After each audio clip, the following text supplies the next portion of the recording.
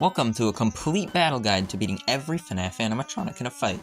Plenty of others have made similar videos, but they usually exclude weapons and it just boils down to, you can't fist fight a giant metal killer robot. So, we'll be allowing any weapons within reason, because obviously you can't bring a chainsaw to a night shift at a pizza place. Because we'll also be using only specific scenarios in-game, we also won't be assuming that you are the canon protagonists, because frankly, I'm not going to try to figure out if possessed walking skin is physically strong. Only covering animatronics that you actually avoid in the game, and we'll be assuming you're decently strong. If you try to claim there's lore inaccuracies in the video, I honestly don't care, because we've reached the point where nearly every detail about FNAF lore is up in the air. I'll also be pulling from all kinds of different FNAF media when necessary. Starting with FNAF 2, since FNAF 1 animatronics are actually the same ones but fixed up, and some FNAF 2 knowledge will be carried over when dealing with the FNAF 1 animatronics. First, let's set some ground rules for animatronic durability. I don't care that realistically these are 10-ton robots or whatever. We see Afton rip these things apart with his bare hands, and this is supposed to be him before gaining any supernatural powers and without the golden bodysuit. Afton has never been portrayed as a fit or muscular individual, so in canon they're weak, regardless of how unrealistic it is. Of course, this only applies for the old ones. The equipment we'll be needing is gloves, a taser, a water bottle, and I'm not talking about no Dasani, I mean one of those big water containers athletes carry, a lighter, a flashlight, a Freddy mask, and any kind of weapon for bashing skulls in. A taser and a water bottle can probably be brought in work without a problem. The flashlight and Freddy mask will be provided by the establishment, and for weapons, I think Bonnie's guitar is a reliable weapon since you can get it at work, and Toy Bonnie will usually be the first and easiest animatronic anyway. So the FNAF movie has made my job a whole lot easier by showing they can be completely disabled by a taser and fall over from slipping on water. Also, since Chica's only character trait is liking pizza, it will be a rule of thumb that during any Chica fights we use pizza as a distraction. So, for the toy animatronics, do your usual mask strat, only once they get in front of you, tase them. Then pour water on them, they slip, and you can use Mangle as a testament to how weak these things are, because kids were able to rip Mangle apart. So you can destroy these toys with your bare hands, but preferably use gloves. Of course, because of remnant nonsense, you'll probably want to completely obliterate their individual parts, not just disassemble them. Just Bonnie guitar smash them until they are completely unfixable. For Mangle, when you see her on the ceiling, flash the flashlight at him. They'll get disoriented and probably fall to the ground. With no plastic shell other than on its main head, it will be even easier to take this one down. Of course, we have the Withers. You may think that because they are harder in game, they would be harder to beat, but in reality, you would have no reason to ever take off the Freddy head, so the strat is the same. And these guys are already broken and messed up, so they should be even easier to destroy. And as said earlier, average adult male strength is all you need to pull these guys apart. Focus all your guitar bashing in the exposed parts if they have any. Withered Foxy is our first actual threat. Foxy is always shown to be more aware and nimble than the others, and is the only one with an actual dangerous weapon on hand. Like Mangle, you must flash the light repeatedly, but Foxy is only mildly disoriented. Strategy is the same, but your chances of living are lower. Then we have Golden Freddy, who I firmly believe to be the Bite of 87 culprit and the Phone Guy killer. He's an erratic, teleporting entity who can kill. We don't know if he has any physical form, so I'm just gonna say this thing is unbeatable. Next we have another overpowered entity, the Marionette. I don't know why this thing is so strong, but it can fly, teleport, cause hallucinations, and it does have a physical form. We see that the security puppet itself is very weak to water as it collapses on the ground in rain. We also know to kill it with fire, and since the puppet only comes out when the music box stops, all you have to do is keep the music running and then waltz over to the prize counter and set its box on fire. At first I thought because the puppet has higher sentience and awareness it wouldn't die to something so stupid, but it also falls victim to Lefty and an equally stupid trap, so you probably could. Then there's also the Shadows. While FNAF World's flavor and text implies Shadow Freddy might be malicious, he's no more than a hallucination for now. He can't hurt you, and you can't hurt him. Shadow Bonnie is said to be a being made of pure agony, or quote-unquote dark remnant. As in FNAF AR, we see you can defeat him by flashing a light at him. Quite ironic that the game he was introduced in, you did have a flashlight, but it still crashes your games. Things do get retconned though. Oh yeah, and I almost forgot Bloom Boy and JJ exist, so from my knowledge, they are made of wood, so just light them on fire. They don't attack, there's no risk except your own idiocy. You have water to put the fire out with. FNAF 2 is done, back to FNAF 1. This time you'll be bringing your own flashlight. Instead of stopping them with the Freddy mask, you use the doors to hold them, and then the instant you open the door, fire your taser. A lot of people are under the impression that these guys have super speed, but even if that's true, they stand at the door for like a whole 10 seconds before attacking you. Bonnie is usually the first to attack, which is great because he can get his guitar again. Now comes my favorite part. Help Wanted gave us exact instructions to dismantling the FNAF 1 animatronics. For Bonnie, you must rip out his eyes, then push the 2 buttons on his neck. Now, just like Withered Bonnie, jam the guitar into his face as hard as possible, as many times as possible. Chica doesn't have a more descriptive destruction, but as said earlier, you can tear these apart with your bare hands. Next is Foxy. Same strat, quicker reflexes. Once he is stunned, rip off the various power modules. There might be a disagreement about whether the power modules are canon or not, since we don't see them in his model outside of Help Wanted, which is an in-universe video game, but I'm trying to make things more interesting. You don't really need to do this, because Foxy is already in pretty bad condition. Finally, we have Freddy. You have to save Freddy for last, because Freddy doesn't stand in the door for 10 seconds like he's contemplating whether he left the oven on or not like the others. Instead, deliberately run out of power, because he does stand still like a brain-dead moron once the power goes out and you don't move much. Then, water and tasers as per usual. Once he's done, pull his bow tie and we have all kinds of electronics to bust up. Golden Freddy's still unbeatable. FNAF 3 time. Fazbear Frights doesn't appear to be a legitimate business, it just seems to be run by one guy who's very casual and unprofessional and doesn't care about health violations, so we're not just bringing in a taser this time, we're bringing a machete. The Phantom animatronics can't kill you, they're just hallucinations, so all you have to do to beat them is be mentally sound. Finally, we have the big man himself, Springtrap. His whole deal is he can't die, so you can give up on that dream. But that just means he can tank things like burning, bleeding out, bullets, knife wounds, etc. That doesn't mean he has any special powers beyond that. If you dismembered him, he can't just form back together like dry bones. Disabling him to the extent where he will never be a threat again is close enough to count as killing him. You might be wondering, can a machete actually cut his limbs off? I'd think yes. Sure, he has metal arms now, basically, but the Spring Bonnie suit is one of the oldest models in the franchise. If the newer models can be ripped apart with your bare hands, the older ones probably can too. Plus, it's been rotting and rusting in a damp room for ages, wearing it down greatly. Since his suit is designed to walk towards the sounds of kids, you can trap him in a circle by playing one sound at the end of the hall and then another sound at the other end repeatedly. Now that he's doing Ring Around the Rosie, you run up and tase him. You see in later games, Afton is also weak to tasers. Then start chopping his arms off, because he doesn't have much offensive skills without them, and is very good at crawling on his arms. Next his legs, then finally his head. I'm just saying this now. Do not use fire on William Afton. This man has survived fire like 5 times now. FNAF 4 time. So far we've been assuming the role of a made-up character to suit the needs, but FNAF 4 can only exist within the Afton family. There's still debate whether we play as Crying Child or Michael Afton. For the sake of easiness, we'll be assuming Michael for this one. So, the Nightmare animatronics are actually just small endoskeletons using a device called an illusion disc to appear as horrible monsters. These are created by William to scare one of his kids up for another up-in-the-air reason, so while they do have dangerous claws, these guys are only meant to scare, they're not programmed to harm. And since no remnant is involved, we don't have to completely obliterate them. So honestly, I think you can just snap these things' spines in half. And there's no risk, so you can stay and go at it as long as you'd like. Bonus round. The Twisted animatronics from the FNAF book, The Twisted Ones, follow the same idea, but these are designed specifically to capture and kill.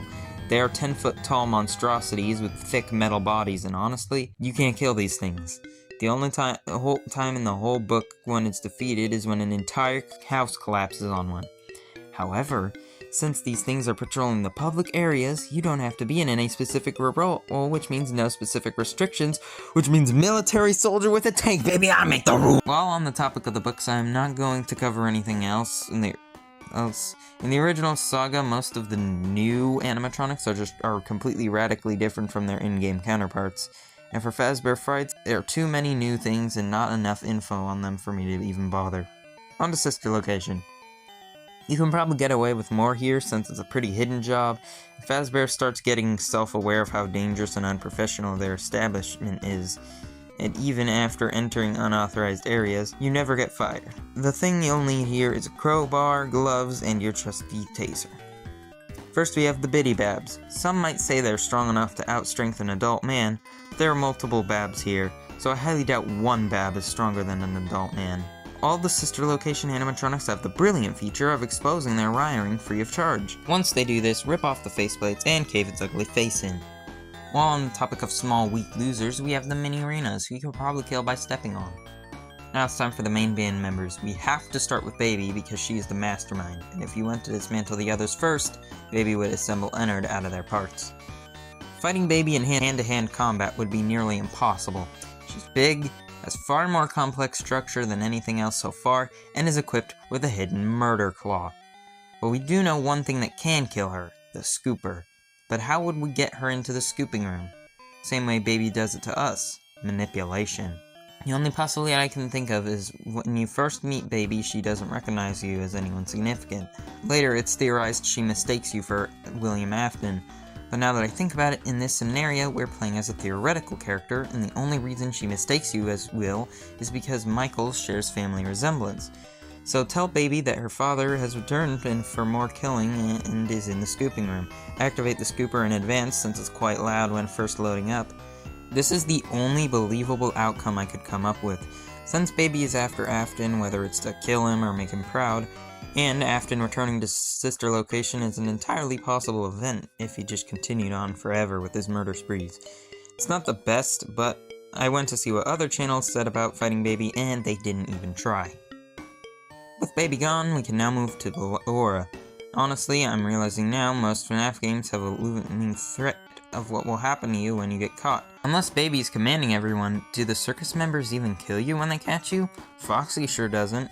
Freddy definitely does, but does Ballora? I don't know. Anyway, we don't necessarily have to deal with Ballora because she gets scooped without input, but if we are forced to, wait for the faceplates to open, tase, crowbar, her to bits. Honestly, at a certain point, we could just take her to get scooped ourselves.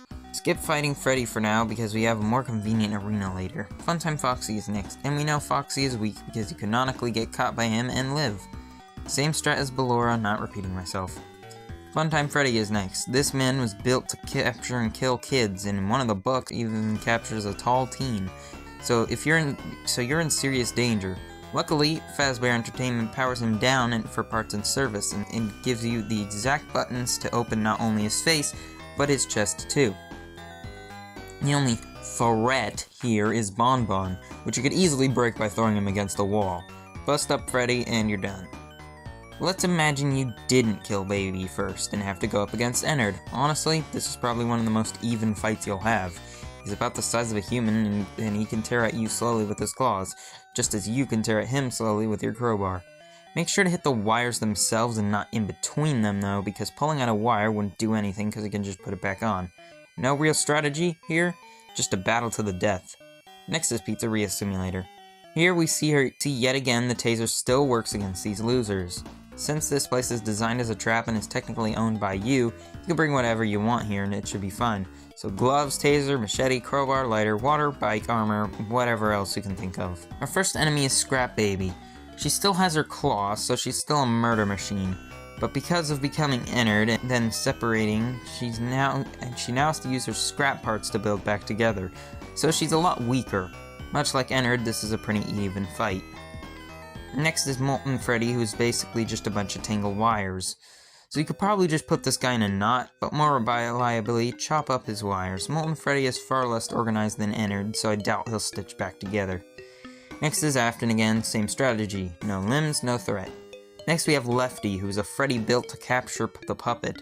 Before, the puppet was a lethal threat, but in this nullified state, it's just another Freddy. So taser, but this time light it on fire, because that's the only thing we know that can kill Lefty. Even if you fail to kill all of them, Henry burns the entire facility down with them in it. And since we aren't Mike-in scenario, Henry gives us an escape route so we make it out alive. Next up is Ultimate Custom Night, and since 90% of the cast here we've already dealt with, let's just do the new characters. We play as William in Hell in this game, the man who we know for a fact can tear apart the animatronics with his bare hands. Starting with the mediocre melodies, these guys are powered by a battery pack wired to their legs. So just stomp the battery pack and they die. Next, the rock stars. Freddy and Foxy just sit there, easy kills. For Chica, all you have to do is place a wet floor sign and she goes brain dead, and then kill her. For Bonnie, he just wants his guitar, so give it to him. And by that I mean smash his endo skull in with it. There are other characters here that didn't exist prior, but so many of them don't actually exist outside this nightmare, so we have no way to figure out how to defeat them. Help Wanted time.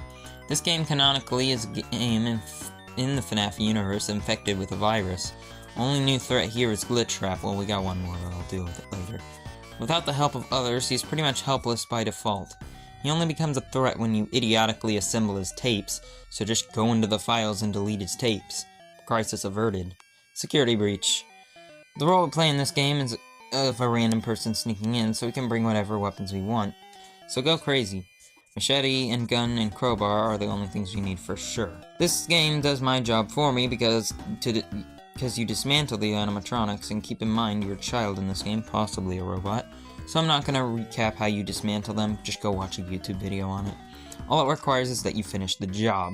Usually we'd imagine a theoretical character for more strength, but in this case we only get Glamrock Freddy on our side if we are specifically Gregory, so we're going to have to just assume Gregory is strong enough to bust them up. Next we have Vanny. Since she's just a regular human murderer, just shoot her bunny brains out. The staff bots are so stupid that even though we know they're strong enough to rip apart Freddy, we can probably destroy them without even caring. And with Freddy on our side, we can do that easily. Unfortunately, Freddy treats the main band members as his companions and not harm them. But I don't think he feels the same about the staff bots. Here's the daycare attendant who gets distracted when you knock stuff over. The back of his neck seems to be exposed, so you'd probably be best striking there. The Mini Music Man, as said by Markiplier. What, am I dead? From that tiny thing? I can punch that thing from here to Timbuktu! No way we're killing the Giant Music Man, though. Add it to the list. You can use Freddy to break the endos. Afton is still just as pathetic as always. Burn him to stun so he doesn't start hacking Freddy. Then use Freddy to chop off his limbs, since Gregory probably isn't strong enough to do that. The blob is basically made of everything that got burned, so fire isn't gonna do anything. I see basically no way to kill this thing. Add it to the list. Alternatively, beating Princess Quest 3 kills the Glitch Trap virus and pretty much returns everyone to normal. In Ruin, we play as yet another just random bozo sneaking in, so bring whatever you feel like.